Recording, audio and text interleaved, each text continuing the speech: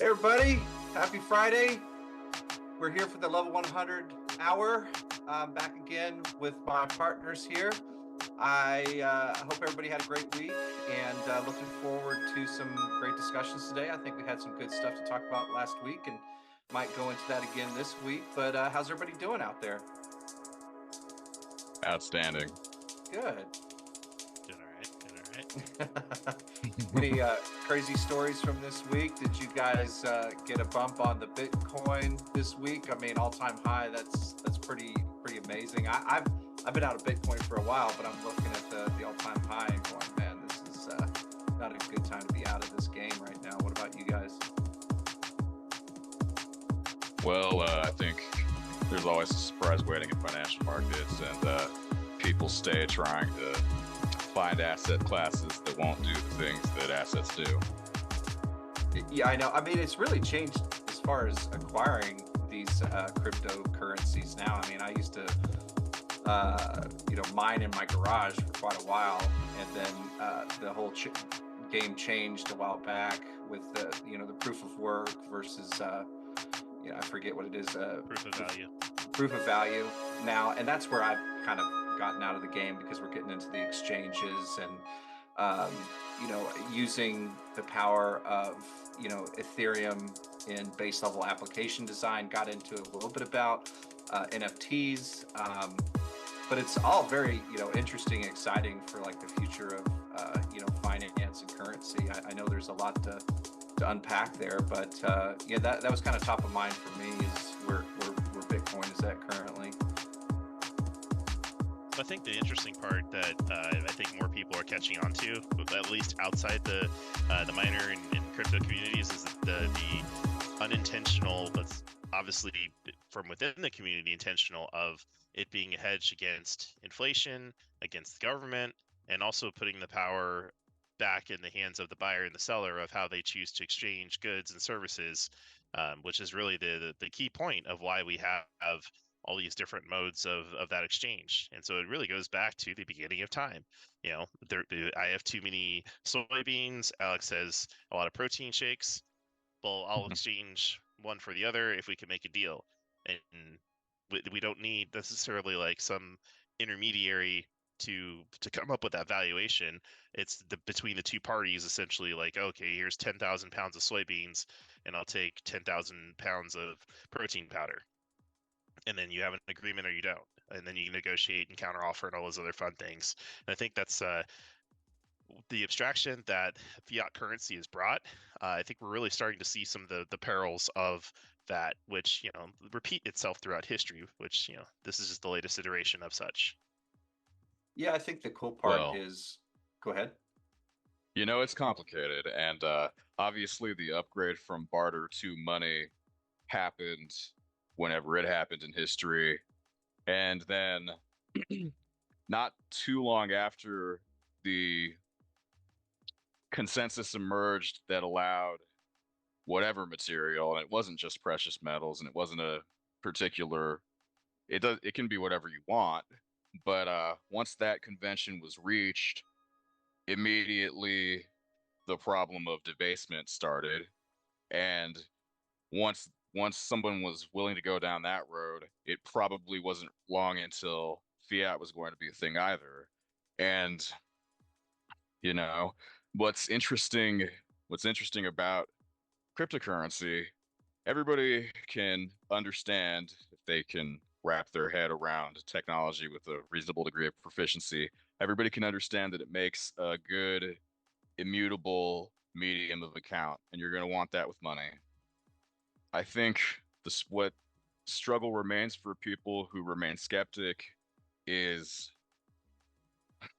it doesn't have the it doesn't have the intrinsic advantages of a metallic standard. I understand that it has disinflationary tendencies because it reaches a degree of finitude with the mining process, but it's still hard to it's still hard to say what the intrinsic worth of Bitcoin is, and I think that's a struggle for a lot of people. Now, with fiat, it's the same deal, but What is the fiat? oh, money that isn't held to a isn't held to Like a a standard, right like a gold standard standard, like a standard of exchange based on intrinsic value. It's currency that's issued pretty much by a government on the surety of that government, okay, which which depending on the soundness of the government and their previous fiscal record, that can either be good or very bad. like the ruble right now, for instance, right, is not as valuable as their GDP. I'm not an economics expert, but I think I understand what your point is if the company, or not company, but if the country backing the currency is devaluing or not able to back that currency up with some level of standard, whether it be economic value within the country or resources, what's the point of even having that country in the exchange, or that currency in the exchange at all, right? Like, but that's what's always confused me about cryptography, or not cryptography, but cryptocurrency, is like, how many dang currencies are needed? I mean, there are bunches of them, and I was just curious. I visited the Dogecoin Reddit just the other day, and there's not been a post on that thread for 2 years, So I mean, I would imagine that currency, but it just gets a little silly at a certain point, right? Like, it's, Yeah. You mean the Well, altcoins? yeah, people will people will absolutely trade and speculate on anything. And what's really crazy is the fact that, time was the one of the most hyped up things you could do in currency trading was to have a speculative attack on a currency from a government. And now you can literally speculatively launch a currency and see what happens. That's pretty wild. yeah, Well, we could always do that. It's just whether or not there's any value in it. I mean, but ultimately, I that suppose that's that's. true. Barriers to entry are now lower. I mean, Confederate dollars, anyone? I mean, if we try. Well, they may have numismatic value today. Obviously, they went through a time where they were doing all right, and now they're not, and then they weren't. But yeah, Well, now there's a collector's item, and so yeah. I now was there's a just gonna market for them say again. they have value. I would say that people collect them now, and so they're worth something. but yeah, Yeah. there have been plenty of historical examples of fiat currencies being issued and totally running themselves into a ditch in a lot shorter time than anybody was happy with. The Confederates are one. Um, there's the Weimar Republic in Germany, interwar. There's Zimbabwe more recently, That's my favorite. and then there's what's happening now with the dollar. U.S. dollar, to be blunt and Right, clear. for those watching elsewhere. I apologize. No, you're good, man. Keep going. I always like to clarify because lots of fiat currencies, call themselves a dollar, and there's a Mexican dollar, there's a Canadian, or there is it, but it does. We don't trade on that. We trade on the peso. Then There's there's the Australian. Canadian dollar. There's exactly. We can go 30, 40 Yeah, names deep easily. Um, yeah. but that's the important distinction to make there, is that we're talking about the U.S. dollar because ultimately Mhm. it has found itself as the reserve currency of the world, and so that's where I'll bring up another crypto name, Tether. So the cryptocurrency Tether is one of so what's interesting is that Bitcoin more or less has replaced, at least temporarily, the role that Tether originally had, which was to be as close to an even exchange for one Tether coin to one U.S. dollar. That normalization was desired, and of course always crazy to even think you could do such a thing, so there's always little variances and stuff like that, but ultimately the goal Yeah. was to then exchange to Tether into other cryptocurrencies, including Bitcoin, or other altcoins.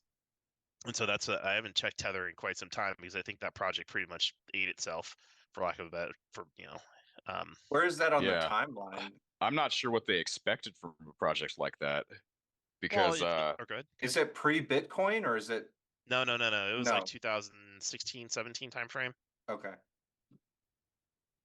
yeah, so before the spike in money creation that we've lately seen, but still a bit not a Bitcoin, excuse me, but a cryptocurrency works one way and its money supply expands at one rate according to one mechanism, and then fiat currency does something completely different. I just don't understand what they wanted to accomplish with the one-to-one peg. If you're going to do that, what's wrong with like Cambodian reals or something, or whatever developing world currency is specifically pegged to the dollar at present? I don't know off the top of my head which, but I know they're out there.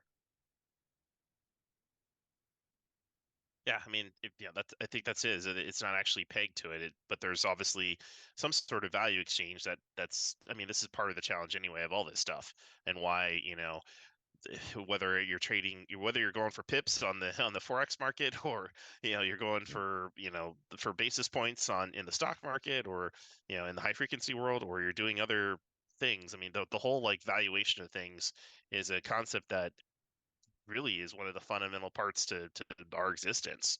How do you find value in Yeah. the things that we do, the things that we say? Unfortunately, we do it with people. There's also the money part too. Like it's just unfortunate, but this is the world we find ourselves in. And in order to be able to have like an accurate system of weights and measures, which is also comes down to, or like has like a tie to, um, because without accurate weights and measures and without accurate valuation, it makes it really difficult to engage in trade, with any type of fidelity. And without fidelity or trust, we can't trade. And so therefore, my 10,000 kilograms of surplus soybeans rot because I can't trust anybody to do business. That's when you're dealing with strangers in the shade, or blank in the alley, Mm. there's always a little suspect. But you got to figure out, like, either you do the deal or you don't, and either it works out or it doesn't, or you don't. Right, and that's what's interesting about the difference between fiat and currencies that previously were held to standards of exchange is that in a similar manner. So right, to take your example, if you're in those streets and you have to make transactions that can't be banked, then Yep. you're doing things a certain way. They depend on trust between you and your corresponding party, and you're going to verify the authenticity of whatever asset is the medium of exchange. You have to look at the diamonds. You have to make sure the money is real, whatever. And the mirror, the mirroring, the corresponding thing that happens in non-black markets today is that uh, governments have the state capacity to monopolize compulsion or coercion in terms of enforcing contracts, and abstracted into that proverbial monopoly on violence is actually the trust and authentication of the assets being used as medium of account, i.e., money.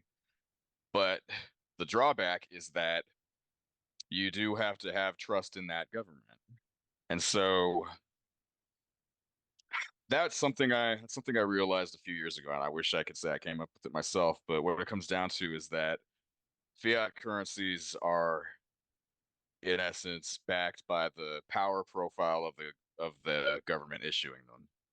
And in the case of the U.S. dollar, it worked really well that the U.S. government was a superpower with a lot of hard and soft power projection capabilities.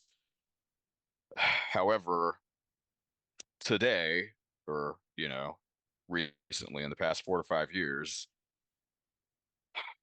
the rate of money creation, I would say, has stretched a lot of that trust to where now there's starting to be adverse consequences in the valuation of the money. And so, it's something to observe. And if you have the wherewithal, you should manage your assets accordingly.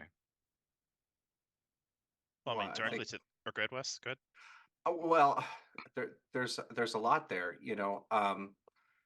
it's interesting to think of the American government basically stretching our power and might too thin with bailout type of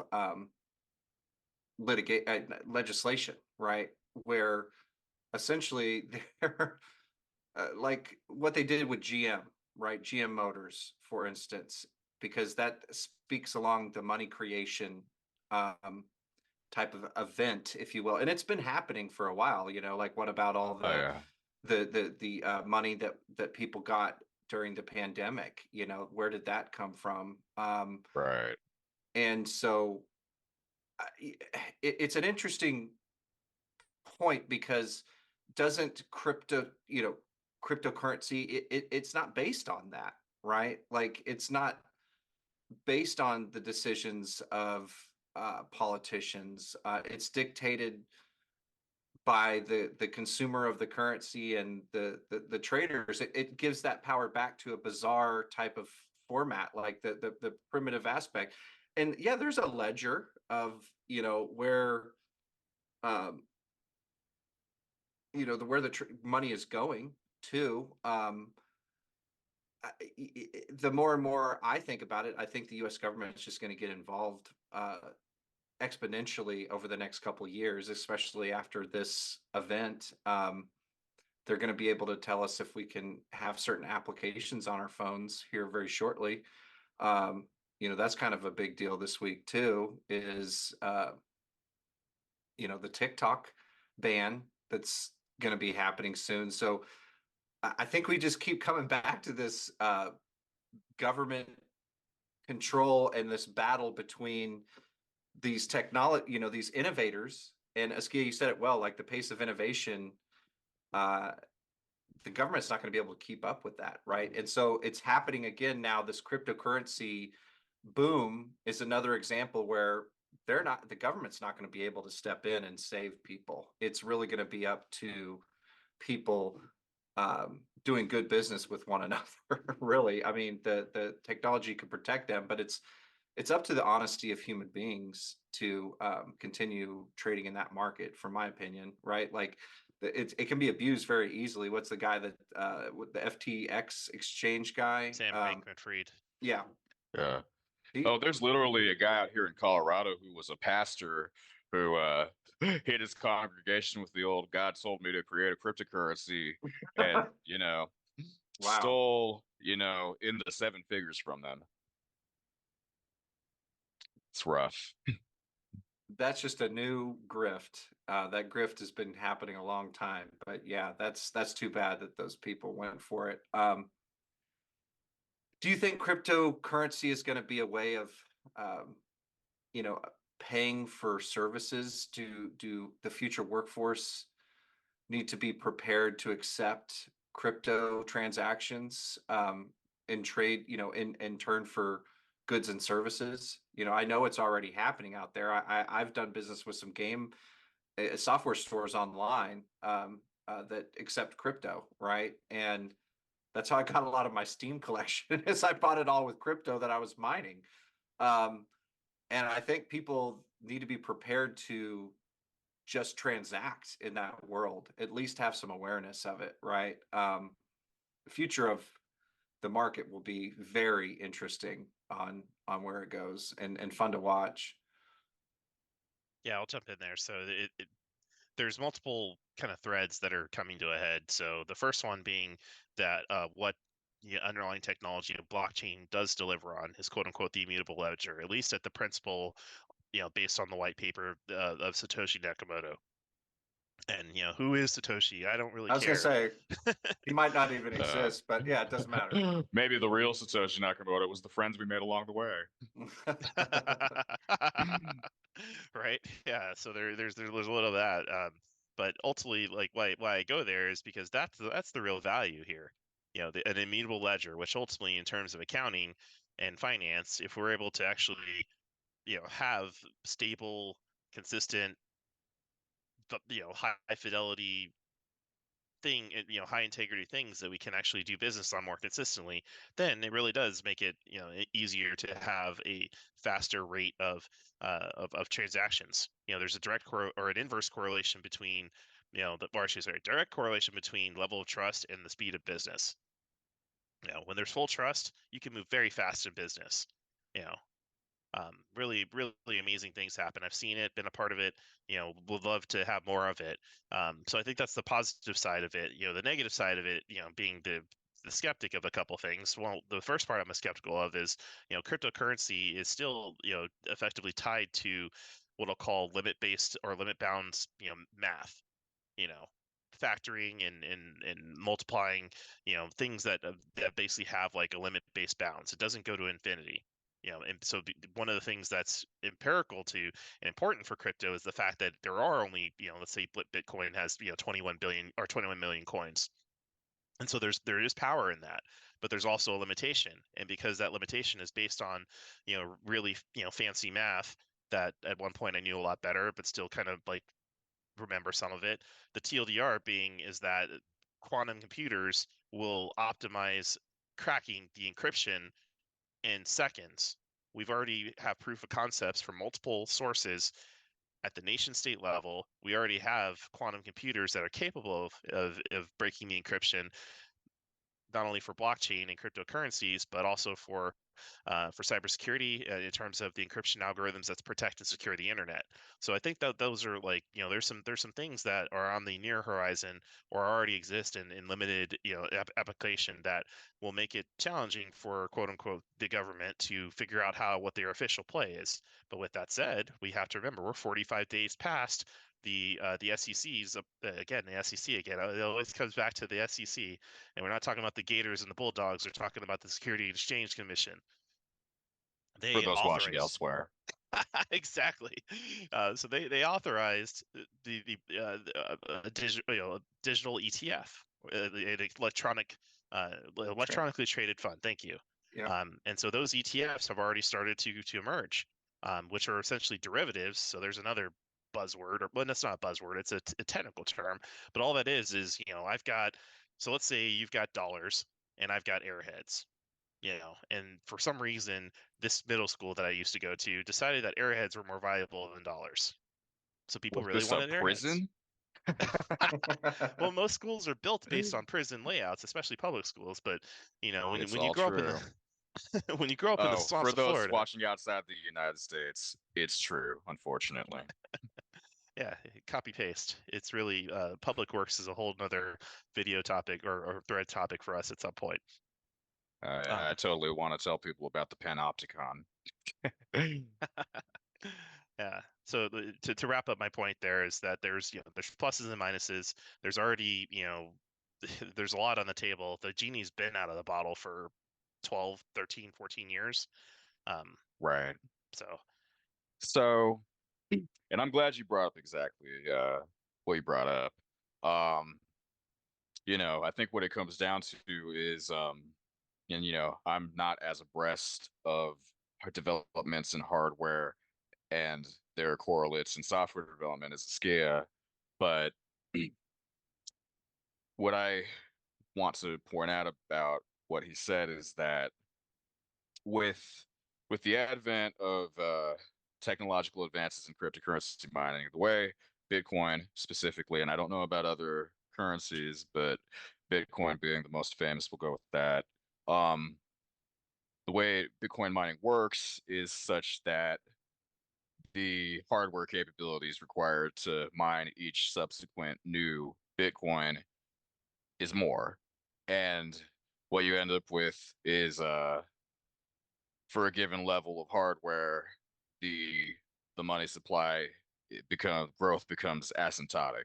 And like I said previously, that gives it some disinflationary qualities. I don't know enough to know if it goes all the way from disinflation to deflationary, but I do wonder because if inflation happens with too many units of currency chasing too few goods and services, then, excuse me, the opposite would stand to reason that with a finite amount of currency, and an expanding number of goods and services to be purchased, would would that create the problems that come with the deflationary climate? And the thing that I want to follow on to that with is the idea that crypto relative to government fiat, and also later technical generations of crypto compared to earlier, like you just said, quantum computers may be able to crack the encryption on Bitcoin. Well, won't be long before somebody creates a quantum optimized compliant cryptocurrency, and then what I'm about to say will still apply, which is that Gresham's law continues to be a thing, and that for because I ought to explain it, is basically the principle that bad money drives out good is the witty way to say it. But in a currency regime or an economy where there's more than one form of currency being circulated, the one that does better at holding its value is the one that people will hold on to, or in the case of Bitcoin, hodl. And the one that is losing value because the coins are being filed or it's paper money or whatever the case is, that's the one that gets circulated. And the better valued, more sound currency slowly leaves circulation because people are saving it for a rainy day. So I think that's something to watch out for going forward as well. I just think there's a level of complexity for an average person around cryptography and cryptocurrency where the barrier of entry can be significant, right? Like what I was talking about being able to, uh, you know, it's kind of an exclusive party, okay? Like Very exclusive. it Yeah. is. It's nerds and I mean that in you know, Well, let's use the proper. I mean, we're really talking about quants. quants. Right. Yeah. What's that? So there was a term that Go came ahead. out about 15, well, go ahead, well, 15, 20 years ago, quants, basically humans that are so good at math in terms of accuracy, speed, precision, and then therefore could also build systems to to model or to exchange, or I mean there's so many different like variations of what quants do. But think about Wall Street and how all of that got computerized or digitalized in the last 20 25 years. We went Mm-hmm. from starting with Bloomberg terminals, because back in the day, like you could watch videos of people literally running from station to station, to either buy or sell securities. Mm-hmm. That all changed with Bloomberg terminals, and now that's all changed with fully electronic, transactions. Right. With still a handful of brokerages and the exchange itself and the interplay with all that. So that's like at the super fancy, also very exclusive club level. Um, Mm-hmm. but to Mm. break it all down to like so for anybody who ever has played in a home poker game, well, who gets to be the bank? Somebody has to exchange chips for money. Mm-hmm. Or even if Right. you're playing, Monopoly, who is the bank? you know who's going to make sure that like we have a fair system for this game, if effectively, that we're going to play, and or in the case of cryptocurrency, for exchanging the coins, or in recording the transactions, or so on and so forth. So those are all the things that like we're still, I mean, they're defined on paper. What happens in real life is wide variance. Yeah. And something that ought to be brought up, and I'm not sure where this metaphor is going to break down, so bear with me. But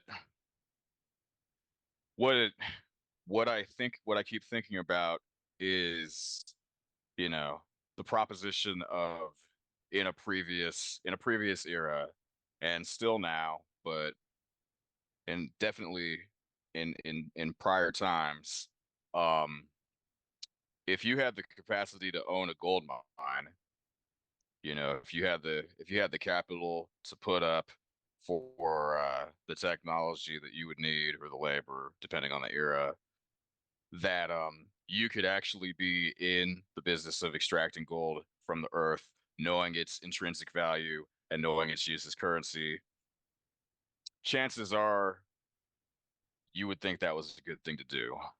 However, the majority of people were not in that position. Yep. And I, as I look at cryptocurrency, I wonder if that's going to be the same way. Already I thought, is. I mean, oh, go yeah. ahead. Well, I was just Well, going to say, I think that's an yeah, excellent example. And that's what I worry about, right?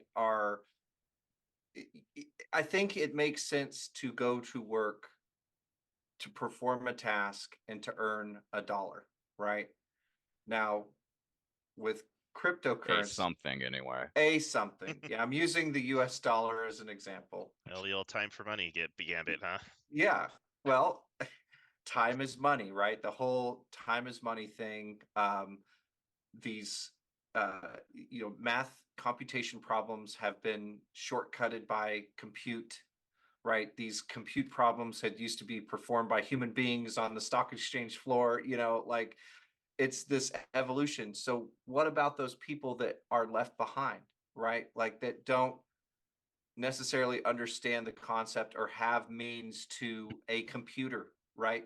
For instance, like you got to get your, if you did have some level of cryptocurrency, how would you access that wealth without a computer, right? At least a gold mine, you could go down the well and get it.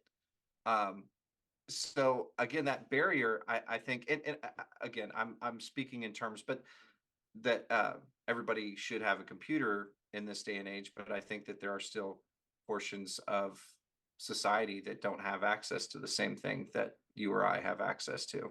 Well, I'd argue it's a choice at this point, and Okay. here's my like proof, if you or like my verbal, because like we don't have slides or whatever prepared.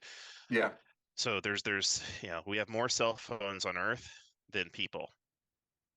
We have Yeah. more Yeah, computers on Earth than people. Mm-hmm. We also, in the last 5 years, have figured out ways to effectively get one device per person on this planet in most parts of the first, second, and third world. right. Yeah, We've almost reached the point where it's optional, or is there the only reason why people don't have a device is because it's truly Mm-hmm. optional. So don't forget the fact that these little things and that we carry around are computers, more powerful computers than what I learned computing on 30 years ago. And right. the And capability, or go ahead. Yeah, go ahead. yeah, if you hadn't said it, I was definitely going to bring up the point. There are parts of the developing world in which uh, technology penetration and adoption, the infrastructure has actually skipped the stage that we 40-year-old Americans are familiar with as far as personal computers and wired broadband, and they've gone from zero to pretty much 0 to 100 real quick. Yeah. smartphone smartphone dominant is, I guess, how it looks. Yep. And Mm-hmm. you know, It's the interesting. the use of mobile phone technology for payment systems in places like South Asia and Africa is El Salvador. yeah, it's on its own path that's different to how it's done in the West, which, whatever works. But Well, I mean, I want to double click on that. So El Salvador was one of the early believers in specifically Bitcoin, and they stand to I can't remember the multiple, but it's like if you could get in early on what they were doing, this is how you want to Mm-hmm. do it. So now they're going to be a perfect example of that 0 to 100 real quick. Effectively a third world country 20, 30 years ago that's now going to be a first world country by simply having Bitcoin. They've now joined the trillionaire club simply off of Bitcoin. And their citizens will now have a standard of wealth over the next 10 to 20 years. And I'll predict this. It's going to look a lot like Dubai and Saudi Arabia with oil. It's going to we've be like, come a oh, there long way else since Brazilian fax machines, haven't we? that we have. Or at least some people have.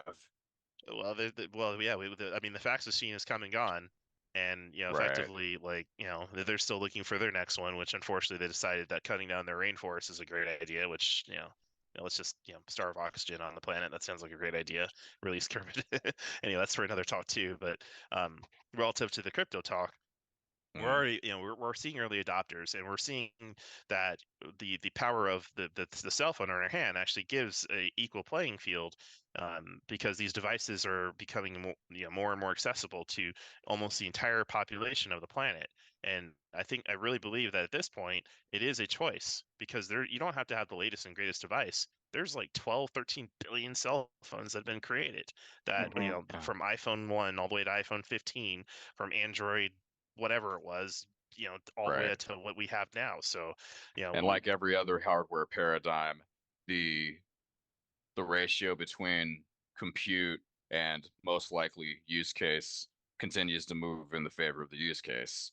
Like, today you can buy a $200 laptop and do most of what you need to do. The same thing, the same pattern is occurring now with smartphones. yep, yeah. So And Absolutely. the joke yeah, I was making about Brazilian fax machines, because I realize it's pretty obscure. Yeah, I don't know that one. go ahead. I read about it in a book called Megatrends 2000. It was a series made by a guy named John Nesbitt, who must be close to 90 years old now. Mhm. But describing futurism and forecasting. So he published those books. And wait a minute, I might be getting it confused. It was either John Nesbitt's books or it was Thomas Friedman's books back when they were good. You had it right the first time. Okay. But he was making a comment about industrial policy on the part of governments, and the case study went that in the early 80s, people realized that facsimile telecommunications were going to be a thing, and they were for a while. And the Brazilian government at that time said, well, hey, if it's going to be a thing, maybe this is something we can get to the top of. And so they went after it. The point Nesbitt was actually making was that they did it in Brazil. They did it via protectionist policies. They set up import restrictions, and they tried to allow their domestic fax machine manufacturing industry to grow under a protectionist regulatory climate. Whereas I guess the other country was India. Does that sound right? I Or don't think it maybe it was was India. Taiwan. It was Yes, probably a Taiwan. tiger. Yeah, it was one of the tiger Exactly, Taiwan. economies. Yeah. So Taiwan didn't do that. They left it open to free trade and competition and with imports. And obviously, is it obvious? Anyway, Taiwanese fax machines ended up out competing Brazilian ones. So, And where are most of the chips on the planet manufactured or fabricated? That would be Taiwan, everyone. correct. Open, And open markets, free market, capitalism. These are good things. We well, just I have to believe in all those understand. things. Things like the reason Oh, where'd he go? I think we the lost reason Alex. governments continue to, can you hear me? Yeah. Yeah, we lost you for about 10 seconds. Apparently, Oh yeah. apparently our socialist our communist overlords didn't like my slow enunciated. Right. Well, Kinda. what I was gonna say in response is that the reason governments continue to be willing to blow money on industrial policy projects is everybody at this point realizes the comparative advantage is a thing. But global economies, and we have learned the lesson a few bloody times now. There, you can't hear me? No. We He's haven't saying we learned the haven't learned lesson. the lesson. No, this is the Matrix Revolution, like 9 or 15 or whatever it is. Right. World economies work great while there's a high degree of institutional trust between domestic economies. And then when there's not, somebody is out something that they stopped making domestically. And depending on your national security posture or the era of your technology, there are things you don't want a caught being a net importer of. And so that's where you get this edge case for comparative advantage that tends to break it down. And then you have presidents signing however many billion-dollar bills, so the effect of trying to get semiconductor manufacture to happen domestically again. And I'm not exactly against it, but I don't know if It's it'll not work enough. either. Oh, excuse me. Did I say that out loud? It's not enough. Oh, it's Yeah. contagious.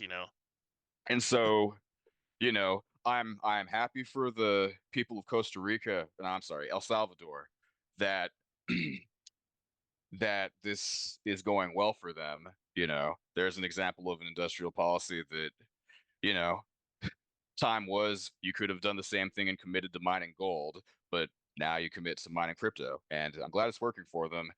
It occurs to me that exactly the other example we just talked about, semiconductors, could become a method of curtailing their growth, Absolutely. I mean, i.e., that was people, part of. if people Oh, good. if people really wanted to be a jerk about it, they could just not export semiconductors to El Salvador, and that would kill the goose that's laying the golden eggs. Well, they don't have to because they effectively are holders of that proof of work that Bitcoin is. They're not actually like they didn't actually do the computational like effort to create the coins. They simply bought them. Yeah. Oh, they're They not bought they're them when not they're. mi they're not mining them. They're just long Bitcoin. They were long Bitcoin as early as 2014. Can you still mine for Wow. Bitcoin? You sure can. We're about to have the halving, the great halving, which is why you're seeing the price of Bitcoin skyrocket again, because the halving is coming. The halving is coming, everyone. What is that? Mhm. And so every so often, the price or the currency itself fractures and splits in two. So think of it like That a answers one of my questions. yeah. So this is a few minutes ago we were talking about effectively what we're talking about are the rates of change because and it's a math term and it's important to understand rates of change. I always throw sports analogies. If you can do a rate of change and your name is Greg Maddux, you win a lot of baseball games because you can change the speed of the baseball and fool all the professional hitters except for that Tony Gwynn guy. And I won't quote Greg Maddux because he used profanity, but there's something in that. And so the rate of change related to crypto and its relevance. So the halving is one of the points where effectively, if you have one, you now have two. Right. So, that's part of. Well, no, I'm sorry. I think I had it in the wrong direction. If you have one, sorry. So you now have two. That equals. Where am I going? I spaced that. I'm pretty sure I have that wrong or right, and it's a 50-50 pun intended. The point of it, the point Mm. of it being, is that that's going to that's why we're seeing the acceleration, and so there will still be inflation and deflationary periods because we have the Mm. rate of change factor in cryptocurrency in terms of its valuation and also in terms of its production. So as long as those things, so once we actually reach 21 million bitcoins, we'll still have those fractionalizations, and in fact they'll have to happen more frequently because otherwise, like you guys are saying, there's going to be a bank run of crypto. If there aren't enough coins in circulation, it makes it really hard to trade. Well, exactly. If you basically, if if if you want cryptocurrencies to replace government issued currencies, you have to take steps to keep them from going the other route and turning into like bearer bonds or diamonds, Rapid which is valuation to say, change is one of the biggest arguments against exactly blockchain and well, not blockchain necessarily, it's what cryptocurrencies replacing the US dollar. We're already complaining enough about the volatility and the erosion of the dollar's value. Wait till we get to crypto. If that becomes the standard, it's going to be even worse without massive government overregulation. And I did say overregulation on purpose because it's going to take exactly that. And for me, who understands that our government is still 30, 40, 50 years behind in terms of protecting its assets of its people from a cybersecurity standpoint, I think that's a bad idea to have them in charge of something so important. And I don't think it's a great idea for Wall Street to be in charge of that either. So then it's power to the people, but the people don't well, understand this same unless you're in the difference, by the 5% way. group. Well, these days, yeah. So then it's like, all right, Regulus, well, go ahead. we need to footnote and talk about regulatory capture for that joke to make sense, because what you see happening with financial market regulation, likewise with medical and pharmaceutical regulation, and military oversight for those keeping score at home, and probably a lot of other things, but that's just the top of my head. Um, these disciplines have become so complex that it's difficult to find individuals who can promulgate regulations that make sense. And the solution, unfortunately, tends to be to recruit to the government from the industry. And you can see where the problems lie. Yeah, they ain't paying for that unless you're a contractor. They ain't Well, paying for that. the regulations get written to suit the interest of someone other than the public because the people writing them now, they have their experience with completely different incentives, if not outright bias. So I'm going to draw a direct parallelism. So there was talk of gold mines, and another topic for the gold rush that happened in the Western United States in the mid 1800s that effectively changed the map and the balance of power. That actually created California and makes it now the fourth largest economy in the world, by itself. Let alone obviously the United States at the moment of this recording being the largest economy in the world. So why I bring that up is that there was this government regulation. Well, you actually had to, literally stake a claim. You had to claim a piece of land and the mineral rights back in those days, and still even today, to actually. And so you needed both rights in order to effectively mine gold in those times, or to legally mine gold. So you had to they called them wildcatters, and they still call them wildcatters. You go out, you go find a piece of land, you're like, oh, this looks like there's gold here. And then no, let me go down to the county. Well, that's why they had to create California, because there was no regulation, and it quote unquote was the Wild West by definition. It's amazing. And so we're repeating Right. history again, 170 years later with cryptocurrency. And so I just want to draw that parallel, because this is the point of that one of my core series arcs here is that history repeats itself. And so the better and more you understand and pay attention to our history as a species, or to the different things that you encounter, and the better you're able to integrate and find those patterns, the more you're going to be able to get to level 100 and understand how this world works. Absolutely, I agree completely. And the alternative is not so good. Level 0 sucks. Been there. Me Sucks. too. And technology and state capacity are in a race at all times and are fueling each other at all times. And again, what Askia has said about rate of change, it's increasing. And really what that means for those of us who are not inside of either of those castles peeing out is that, well, I'll put it this way.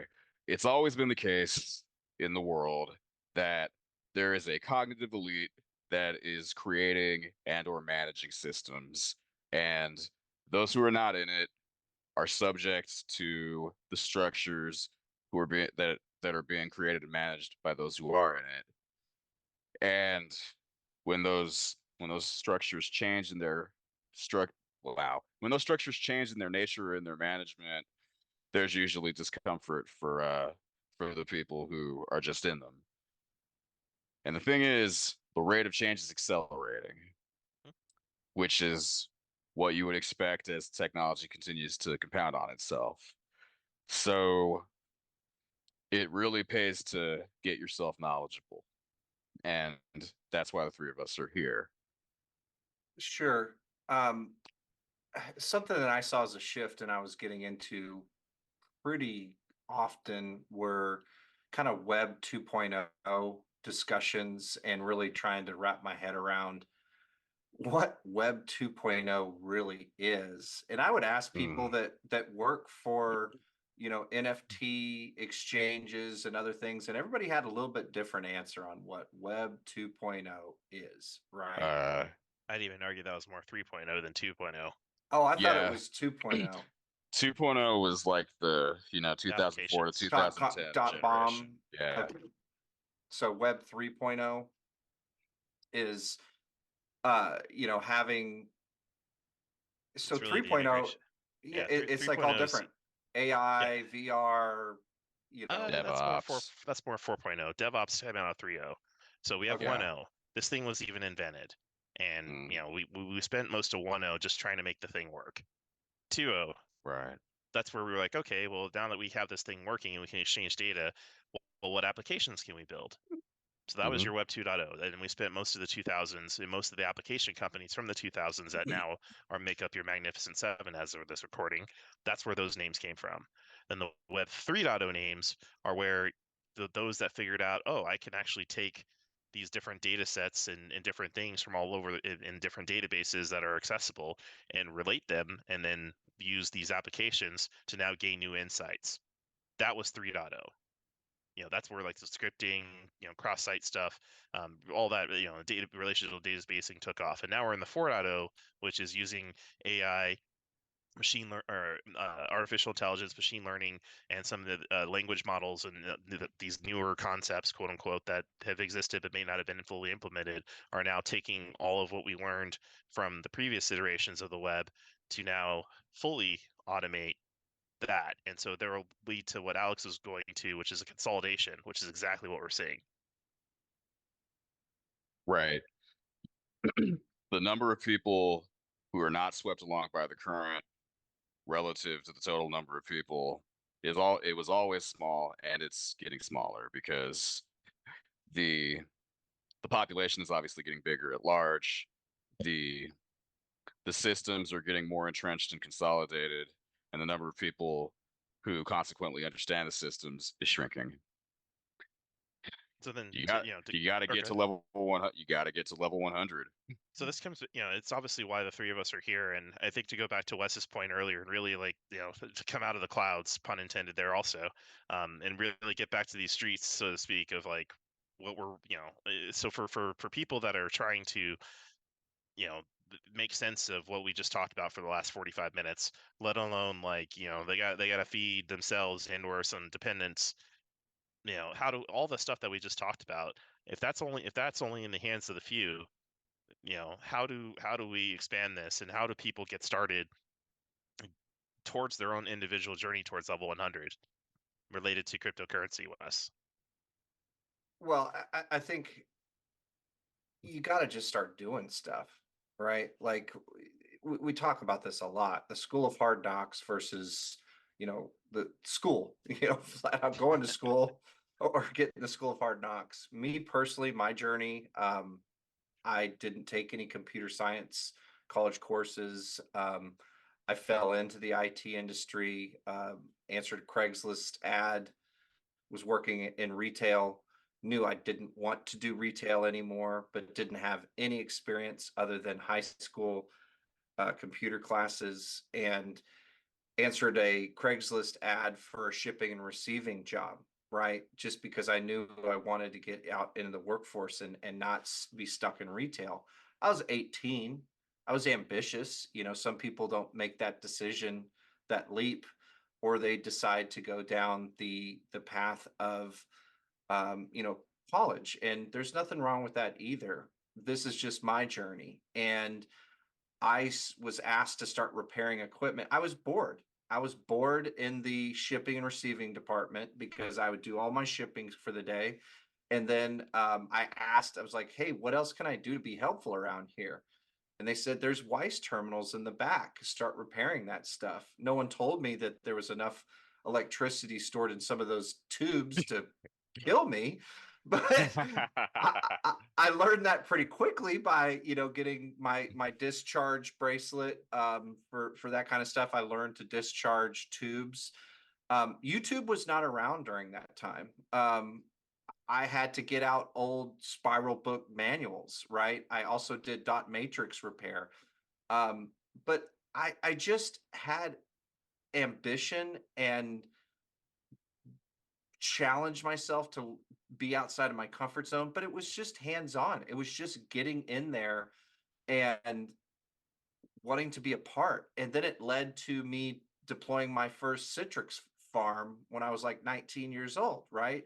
It was the beginning of NT networking. It was Y2K was happening. So I got really thrown into that, and it just kind of ignited me, right? And I know all of us have a little bit different pedigree, but that's my story. And so I come from the school of hard knocks, and I've certified along the way throughout my career. Now, granted, I've grown up in IT. It's the only industry I really know that well, and I mean, come on, I'm a novice at it because there's a new company startup all the time that's doing something pretty innovative that I learn about. Um, I've definitely had I've got the scar tissue with a couple of these big players that you were talking about. Microsoft, I'll call them out. Just trying to work with clients through the confusing journey of their licensing models and whatnot. But I got pretty good at it, and it really something that stuck with me is uh, one of my philosophies is connecting people with other people that can help them, not connecting them with the right technology is not removing the human aspect too much from technology. And honestly, I'm feeling a little outdated lately in the IT field because I am so face to face with a lot of my transactions. Maybe it's old school, but it's the way I do business. And I think that a lot of that gets lost. A lot of that body language, communication cues, being able to read a room when you're trying to do a sales pitch and close. A lot of that has changed so much since we're doing so much digitally. But that's kind of my rule of thought is just get out there and don't be afraid of your own potential, if you will. Don't get in your own way, and just try and ask questions and have good mentors. Askia, you've been a great mentor to me through a lot of stuff. I've been stuck in data centers thinking I'm not going to go home that night, but then we get through it. We get through it. We hit our stride, and we get through that long night, but yeah, that's kind of where I come from. But I'm curious to hear, maybe Yeah, Alex, if you some want other to jump point. into, your part of, I mean, it doesn't have to be technology, it could be anything. I mean, Yeah, absolutely. I'll go next. And I'm glad that Wes said that the way he said it because I agree. Really, really the first step is awareness. And, from awareness can come desire because sort of the shadow side of all these things that we've been discussing is that the people who do understand can have an incentive. I'm not going to impugn their character and say they have a vested interest because maybe it just is that way, but it's not what they're focused on. And then some, maybe it is.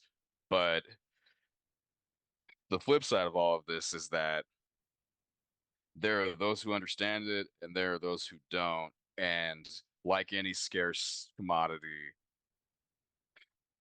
the people who do understand it benefit from others not understanding it.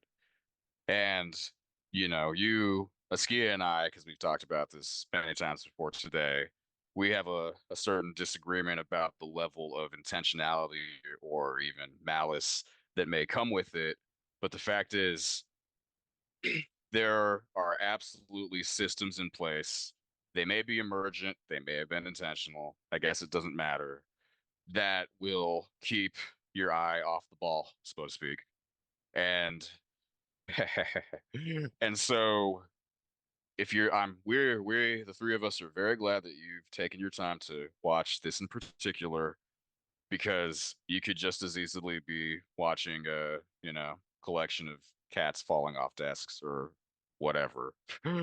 And the cats falling off desks, convention, body of content, algorithm that feeds it to you, all these things will keep you from focusing on what can get you ahead or at least not slowly eroded and swept away.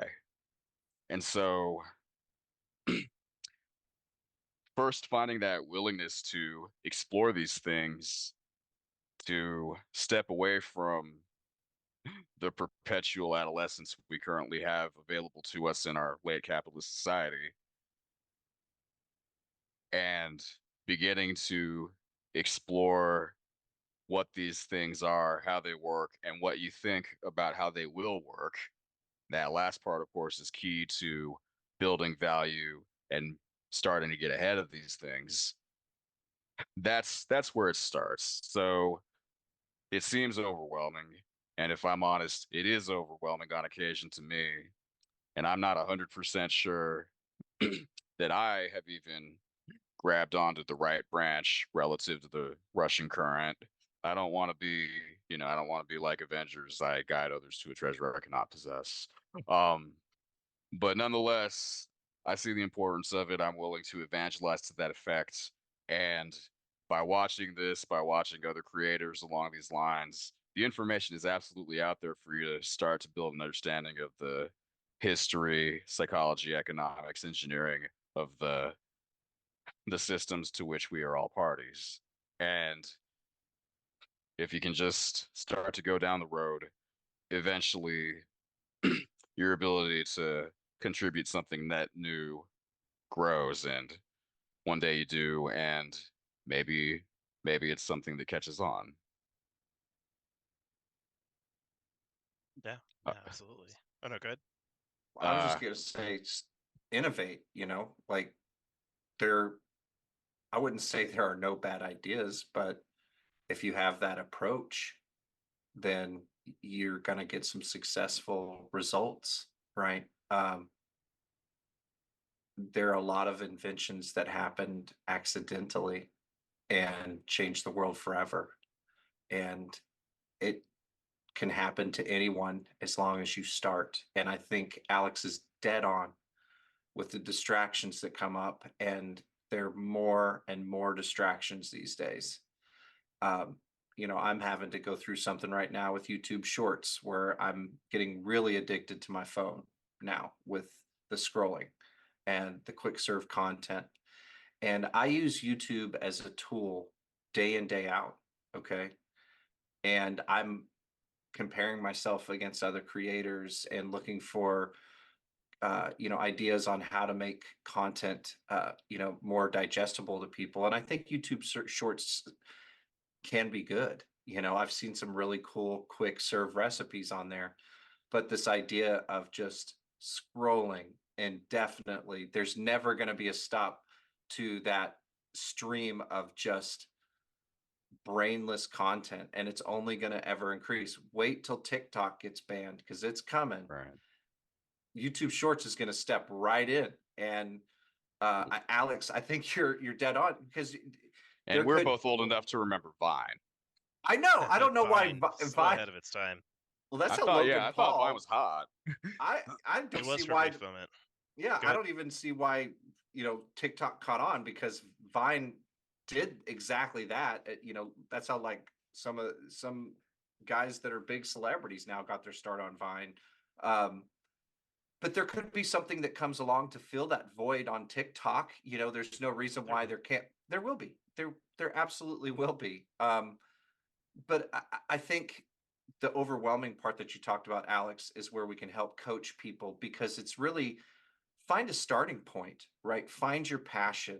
And that's what I tell a lot of people that I work with people that I have to recruit from jobs, specific job, that a customer will call me and say, hey, I've got this specific need. And when I'm recruiting somebody, I ask them what they're passionate about, because I don't want to stick them on a project that they are not going to perform well because they don't like the work that they're doing, right? And I think the same applies in learning, right? There are certain subjects that you just don't care about, but they're Right. important. They're important. Counterpoint, not to the overall thrust of what you're saying, but we don't want to give people the idea that there's a critical path that is overly narrow. I mean, I think a lot of the history of innovation is full of metaphorical leaps from disparate bodies of knowledge, and you know, a lot of people who are now remembered in the history of technology ended up doing the thing they did because it was reminiscent of something else that they were interested in. And, you know, I don't want to give people the idea that whatever that their gen ed requirements at college are completely pointless. No, still try an English class, please. You might need it. Um, Yes.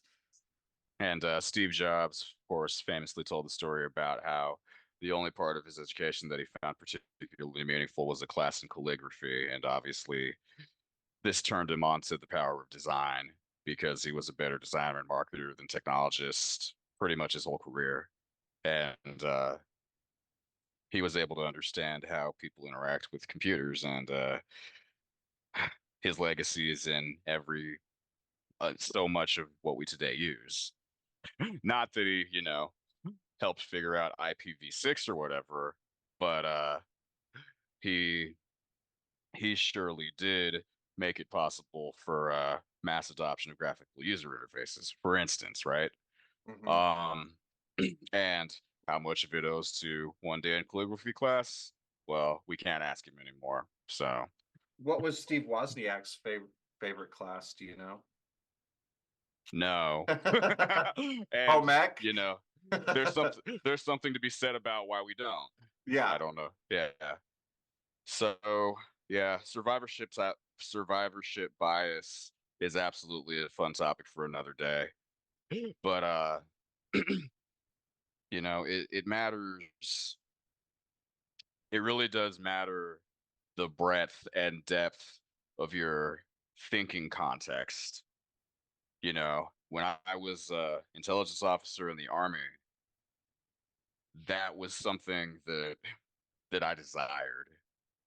I looked at the history of military thought, and what occurred to me was that people people who were professional warfighters recently, they they were suffering from the same things that you see in the private sector as far as over specialization and de-skilling. Like, if you wanted to be a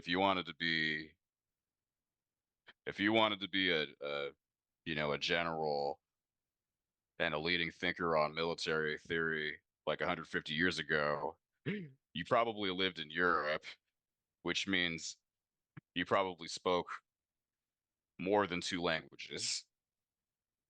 And that's before you had to deal with understanding, combined arms, maneuver, defense, engineering, everything that went into warfare at that time at technological level.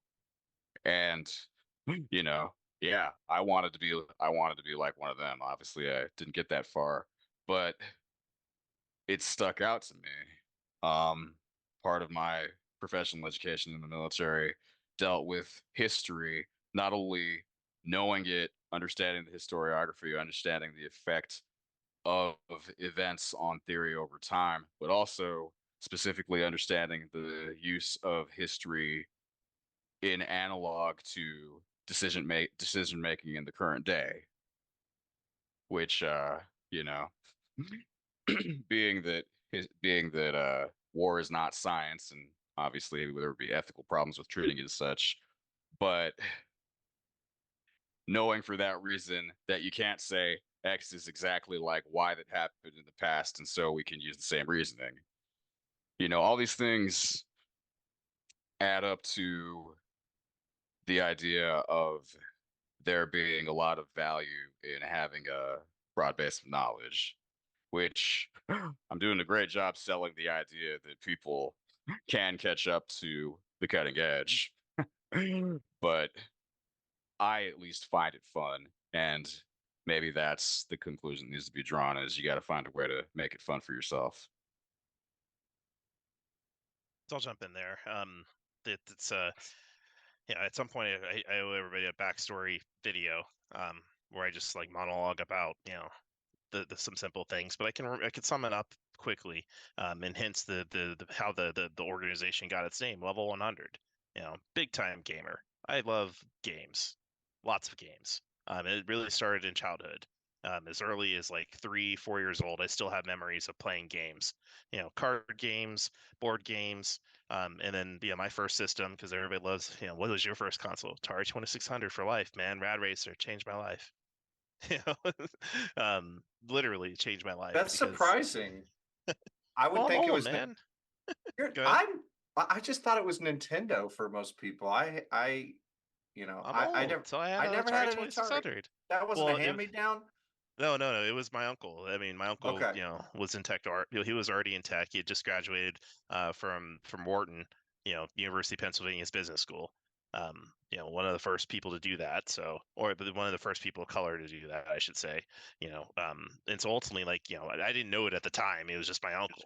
You know, so like you look at these like formative things of like how does this even like occur, so to speak, to go to Alex's point of like, all right, well, if we're going to try and catch lightning in a bottle and repeat it, well, how does that even happen? And so this is where like origin stories really like matter, because for us trying to understand, let alone repeat it, that's where, so for me it's games.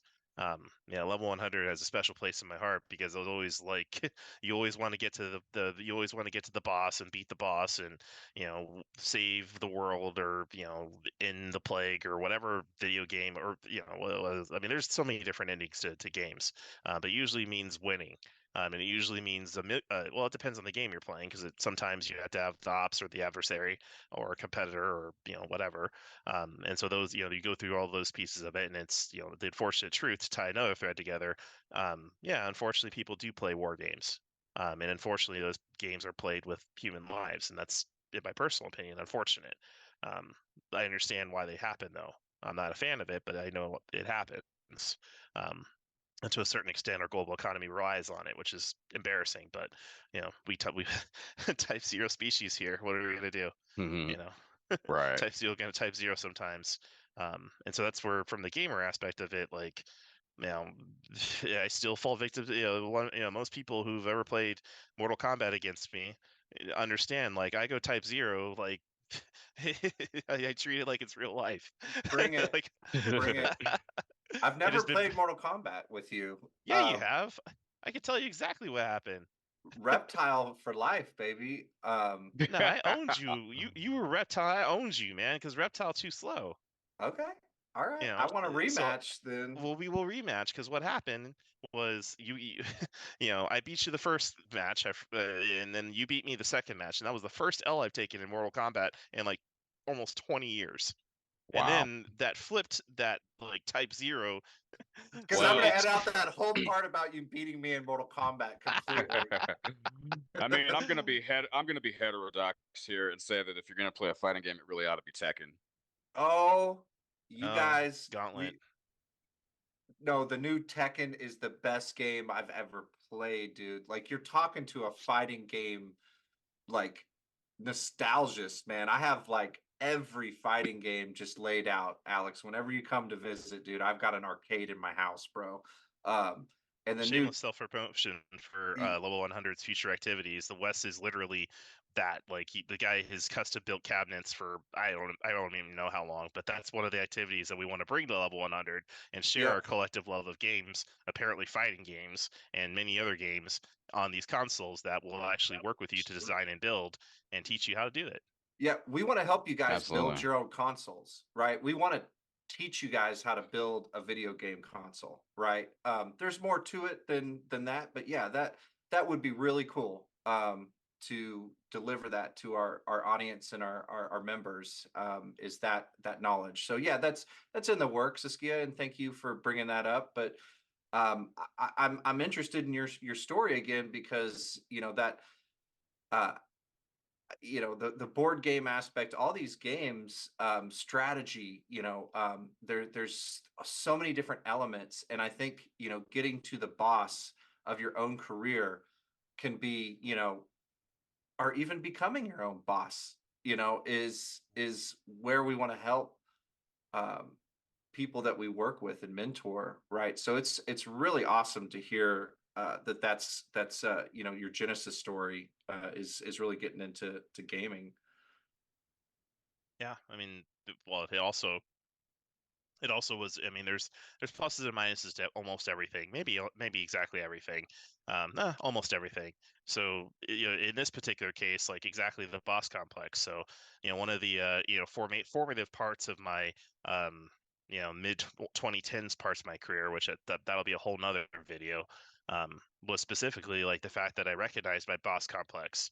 And boss complex is a real thing. That's a psychological. I think it's, can't remember if it's in DSM 4 or 5, or it may not even be defined. I'd have to double check that. So definitely fact check me on that. But you know, DSM is I forget what the acronym stands for, but it's basically what psychologists use to diagnose and understand behaviors in psychology. So you know, we're on the 5th iteration of that, and the whole reason why I know all this stuff is because I've had manic episodes, and so you know, I'm subject to fits of mania. Um, that's how hard I go in the paint, and somehow I'm allowed to live. So there's a reason for it, and it's to teach and share these lessons, especially when it comes to games. And because you know, there's you know, I always love to tell a story of the fact that like some of the games of like specifically Monopoly was designed so that we all learn the perils of capitalism, specifically late stage capitalism. And this is where, if you've ever played a game of Monopoly, specifically with your family or friends, you may not have a family or friends after you get done playing Monopoly for real if you play in Cutthroat. Because if you being real about it, like it draws so many parallels to real life, and the negative feedback cycle that it enables us to remain a type 0 species. It's really like deflating. But at the same time, you know, there's also some elevation to type 1 aspects when you realize, oh wait, so we could buy, we could trade, we could collaborate. You know, there's ways in Monopoly to not put people out of the game, and the fact that that even exists, you know, through it's effectively an agreement of the parties and of the players of the game. You know, There's some cool rule sets. Sabrina, my wife has an older Monopoly game from like the 60s. There's a ton of rule sets that have like disappeared from the game that were in there before. But you're right, there were like charitable acts that you can have against your, competition to help them through the harder times, right? So that's interesting that you draw those parallels. That's cool. well, I mean, ultimately, that's what, you know, when we find out, you know, maybe this comes with maturity and experience, and you know, working for others as an employee, working for myself as a business owner and entrepreneur, whatever, like investor, like there's so many different aspects of it, or even just from a gaming aspect of it. You know, why these things become just why I get so passionate about gaming is it just, you know, it takes all of us. I'll borrow the NFL slogan. Thank you, NFL. Hashtag football. You know, but it really does take all of us, you know, and I empirically believe that. And that's the part where when I get to like, you know, how can I develop not only myself but everybody around me, you know, to help them get to level 100 the way that they see fit. That's what it comes down to, is like figuring out like what, you know, there's, it was explained to me, you know, way back early in my career, that everybody has a movie that goes on in your head. This is the infamous, you Right. know, so Wes, you know, I'm, you know, the founder of Quest, you know, who I reported directly to when I worked there. And so ultimately, like, you know, so we all have this movie, whether we know it or not, because that's part of the thing, is like realizing you're in a movie. Or if you take it from a Shakespearean angle, you know, the world is a stage where we're all players. You know, and so Yeah. ultimately, when you approach it from that standpoint, it's like, all right, well, here's my avatar meat suit. You know, today my meat suit's got some little stringies, and you know, like for whatever reason, I decided like this is the avatar I have today, and I'm going to go about in this open world concept. This is why open world, you know, MMORGs are so popular. You know, because you could just do whatever. And so for some reason, like and like I'm trying to land this plane here. Another concept of gaming is child mode, because we all as most, I shouldn't say we all, most of us as children love playing games, especially the games we enjoyed as children. And that playtime aspect is what's missing, because at some point we either suppress it, or it's beaten out of us, or it's, you know, not approved, or there's lots of pieces of all. And that the child mode and gaming and all those things, that's why it's so much fun for me now as an educator and an entrepreneur, is because I effectively am in child mode again, but I get to do it with resources of an adult. And so there's responsible ways of doing such things, and there's irresponsible ways, and I had to go through my irresponsible times to recognize the value of doing it responsibly and multiplying that. So that's, you know, I relate all these concepts to people understanding, like, understanding that movie that goes on in my head or your head. So like in my head right now, I'm learning real estate investing. It's a new area of expertise. So I Wall thought, Street, well, that's the top of the Gordon. food chain. I was just saying Gordon Gecko a little bit. Can I say something? I wanted to add on Yeah, to go ahead. one thing that you were saying that I've noticed lately, and it's about aging, and it's to spear off of what you were saying about child, being a child, and I still think of myself like my vision of myself, my impression of myself is that I'm still a kid, right? And when I see youngsters look up to me, like I was at the park yesterday with my son and interacting with some other kids, um, they looked up to me, and I could see it in their eyes, and they respected me, and I said, that's a great power that we hold that I just don't even recognize that, without knowing it, just because of how young people view us, um, they can be influenced by adults fairly easily, and um, I want to use that look that I got yesterday is for good, and give these young people, that's what drives me, is give these young people definitely that ethic and that knowledge that I have, but also just letting them know that it can be fun to be an adult, right? Like to not let go of that childlike, um, amazement, if you will.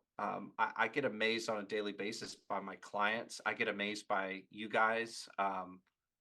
Hearing some of the things that you talk about in the concepts. Alex, you've taught me a lot about currency today, and that was really cool because I didn't know a lot of that stuff. So I appreciate you sharing that knowledge with me. And just having that uh, curiosity throughout your life and never stop learning is something that I think all of us possess and is really critical in technology, right? Because technology is always moving.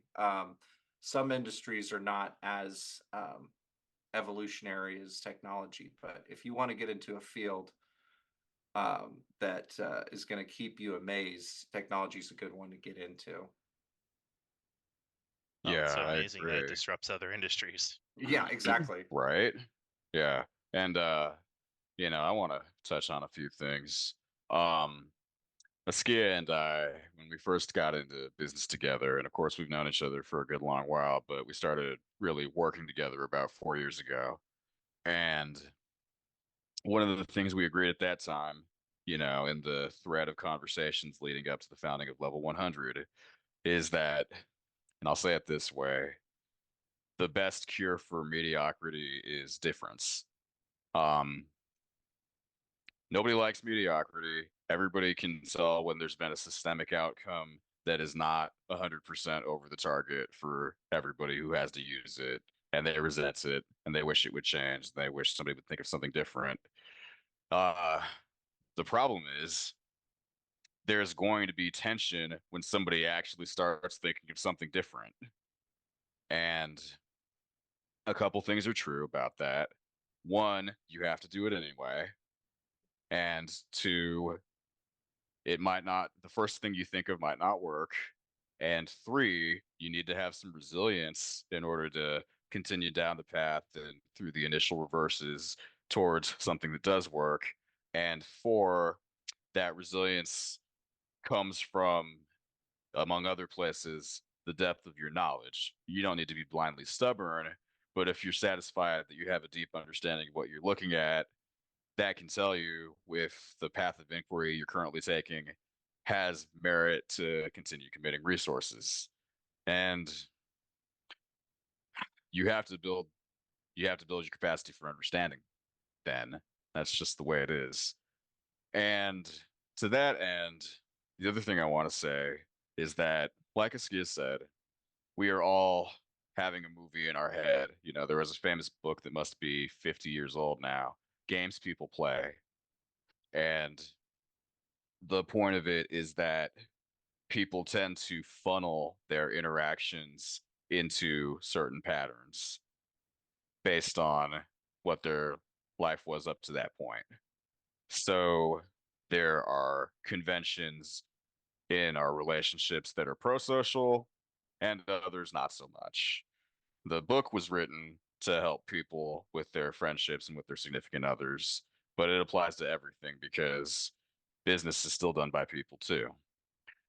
But the bigger point there is that, yeah, people play games, and it's up to you to decide what game you're going to play with each person you meet.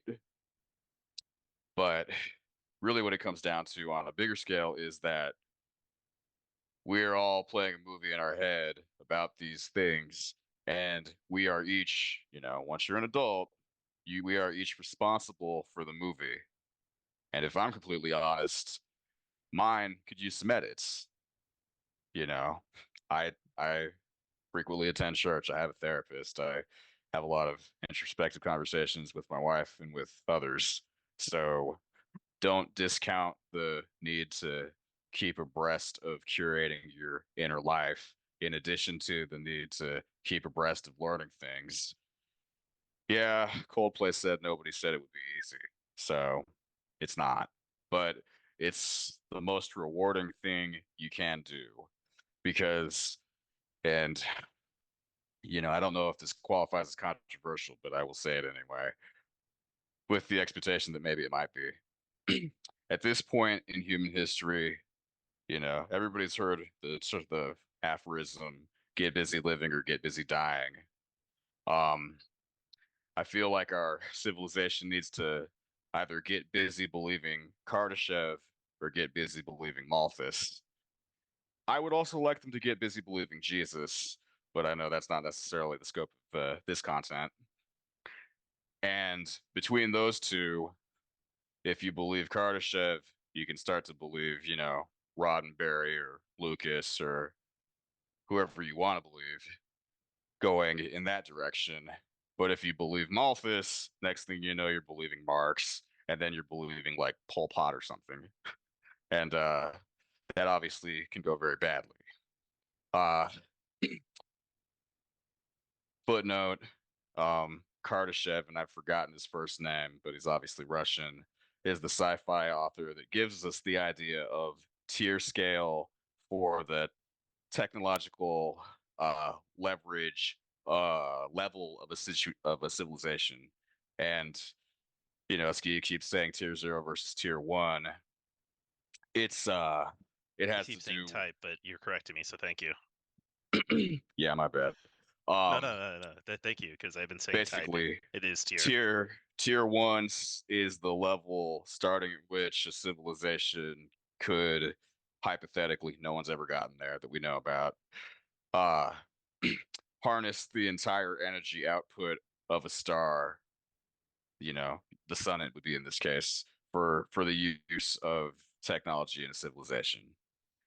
And tier 0 is not that, and it comes with a lot of scarcity problems, and that's kind of where we're at. So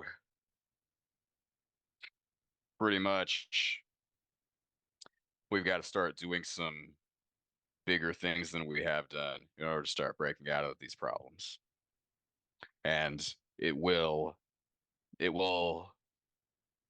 least a part of it can depend on each of us. We can either do something that moves us forward or we can not. And that will depend on the things we do to cultivate our self concept and then apply it to applying ourselves. Yeah, I mean, we got to. It's always fun to bring these back to like relating it to human psychology. We're very reward driven. We all are. The reward Yeah. of like breathing air. And my air Hmm. addiction, which hey, I'm a 42-year-old I air addict. I don't think I you're gonna don't kick that one. I don't want to, not yet at least. So and I don't think I ever will. It'll have to be taken from me. You know, um, but at the same time, so I draw that parallel because ultimately it's we have we've got this like thing we're doing, whatever that is, whatever we're going towards.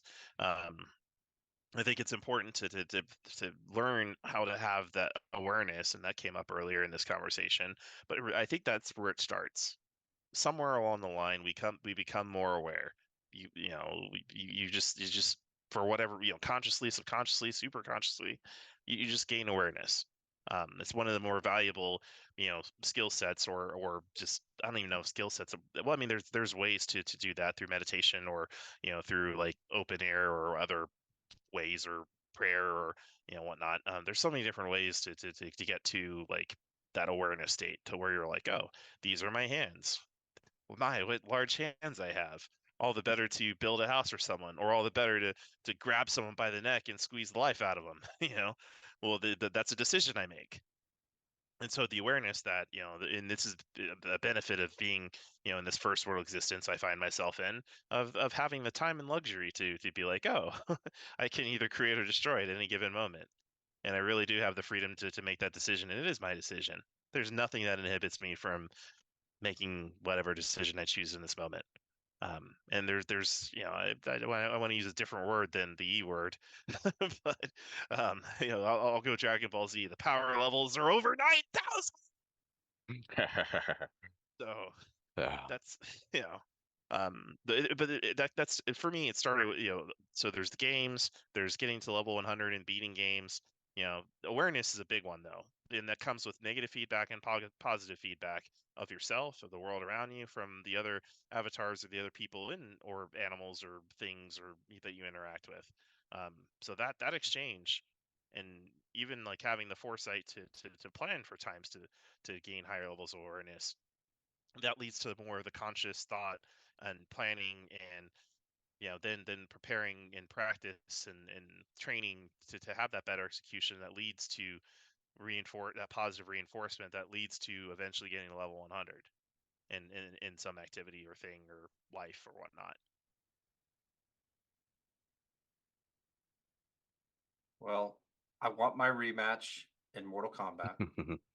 All right. I honestly don't remember that. That's because your character's soul is mine. I'm pretty sure I have it. What are you Shang? It's right here. It's Dude, right that was here. Alex, that was the best laugh, like Mortal Kombat laugh that you did right there. Like that was Shang Tsung or something. Um, I think this is a great discussion. I think we've run out a bit of time here, and we want to remind everybody that we're gonna have content up fresh every Friday. Our goal is to go live with content, but there are some things that we want to hear from you guys on, things that you want to learn about, things that you want us to talk about, things that you have questions about. Definitely interact with Level 100 either through our YouTube channel, or on LinkedIn, or through our website. Right, we're going to have a lot of things coming up that we can do in-person events in our certain regions. Currently, we're supporting Colorado, Missouri, and Texas. Um, and we're going to start doing some live events, and we're really looking forward to getting hands-on, with our members, and also getting that knowledge out. But I'll toss it back to you guys. If there's anything you want to say before we wrap up here, feel free. I'll start. It's always fun to have the wrap it up be, the box from the Chappelle show. So let's wrap it up. Yeah. This is I've enjoyed the time here today with you guys. I mean, I always do. It's just, we always wish we could have more of it, and well, there's only a few ways of doing that. So, but it centers around the concepts that some of the things that we've shared today, and having more awareness of our space and our time. Yeah, I'll go there. But that's what it is. It's awareness that it's space and it's time, and our interaction with it, and that we're in full autonomy to a certain extent of that. So, yes, I choose to hold a baseball in my hand because it's fun, and that brings more backstory of how I used to pitch. And if you want to be in control in space and time, be a pitcher. You control space and time, because the game will not go until you decide to throw the ball. Of course, we have a pitch clock now, and the baseball purist in me. I digress. It comes back to games, and so if there's any takeaway from today, it's play more games. Just find people to play games with. Like, it could be as simple as chess, or checkers or tic-tac-toe. But like that part of re-engaging child mode is critically important. And so the more I find myself not playing games for fun, the more I realize, like, oh, I'm slowly, like, I drift. Like, if I'm measuring like my humanity on one side and like being a robot on the other, because I'm capable of both, the more I play games, the more I'm human. Like good games though, like, you know, some of the games I've talked about. You know, not all the games I've talked about, because some of those are very bad. But that's the, you know, play more games, enter child mode. Life's way more fun and enjoyable in child mode. Yeah, absolutely. And I want to broaden that and say that it's important to find the wonder and find the lessons in all your activities. The content you consume, almost regardless of genre, was created and offers some kind of thesis on the human condition. And looking at it that way and evaluating the validity of what the thesis may be is absolutely something to do. I feel like pretty much every human activity comes with its own history, psychology, and political economy. I ended up getting a lot farther into the news cycle for my sports of choice, which are football and mixed martial arts, when I started to realize that. And much to my wife's chagrin, I can even explain professional wrestling along similar terms. She just loves it when I start talking about the interpersonal competition that's happening, despite the fact that the show is predetermined and you're actually watching a series of artistic and business decisions that are relevant to the financial interests of everybody involved. Yeah, she totally, that's what she's into. But nonetheless, be a student of the game and be a student of people, because at least for now, so much of what we do in a day still comes down to the decisions of individuals and our ability to navigate those interactions uh, with respect towards convention or deviating from it tends to determine our outcomes in a lot of respects. Uh, or, you know, I guess you know, one simpler way that people often say is that everything is sales, and it's easy to have a problem with that, but that doesn't make it any less true. And it the ball of wax just expands out from there.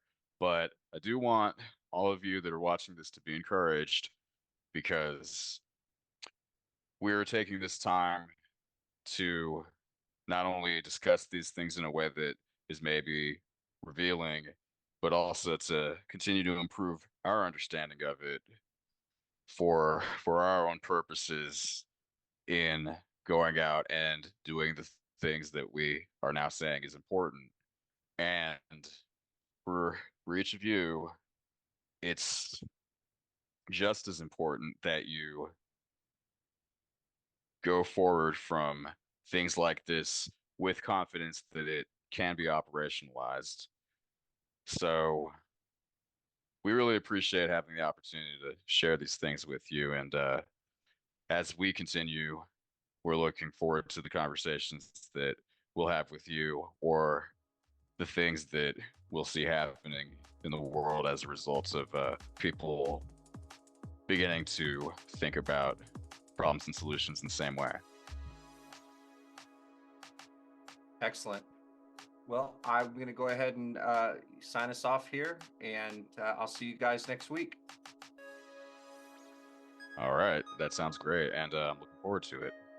All right, guys. Thank Talk you, to you later. Wes. Yep. Yep.